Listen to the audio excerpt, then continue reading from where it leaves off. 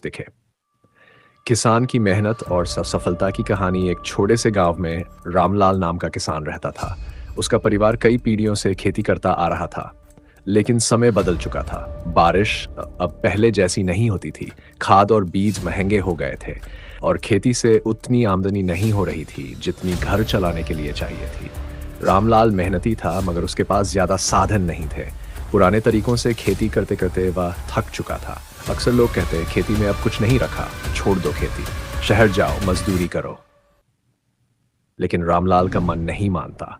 उसे अपनी जमीन से बहुत प्यार था। संघर्ष की शुरुआत एक साल भारी सूखा पड़ा। रामलाल की फसल आधी भी नहीं निकली। कर्ज बढ़ गया और घर की हालत बहुत खौल छोड़ने की कगार पर थे। रामलाल रात रात भर सोचता, क्या सच में खेती छोड़ देनी चाहिए।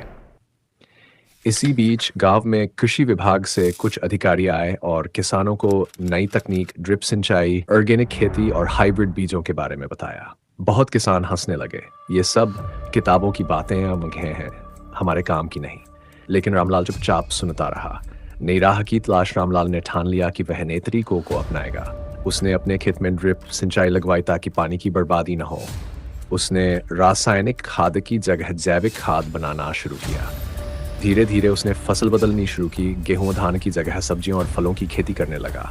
सब्जियों की मांग पास के शहरों में ज्यादा थी। मेहनत का फल। शुरुआत में मुश्किलें आईं। गांव के लोग मजाक उड़ाते, ये पागल हो गया है, खेती का तरीका बदल रहा है।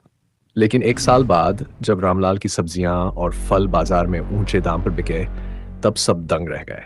उसका कर्ज उतर गया, घर में खुशहाली लौट आई। उसने अपने खेत में पॉली हाउस बनवाया और साल भर टमाटर, खीरा और शिमला मिर्च उगाने लगा। अब उसके खेत में काम करने के लिए गांव के दूसरे लोग भी आने लगे। सफलता और प्रेरणा। कुछ सालों में रामलाल का खेत पूरे इलाके का मॉडल फार्म बन गया। अधिकारी दूसरे किसानों को वहां लेकर आते और कहते, देखो खेती छोड़ने की जरूरत नहीं, मेहनत और सही दिशा से खेती भी सोना उगल सकती है। गांव के लोग जो पहले उसका मजाक उड़ाते थे, अब उससे सीखने आने लगे।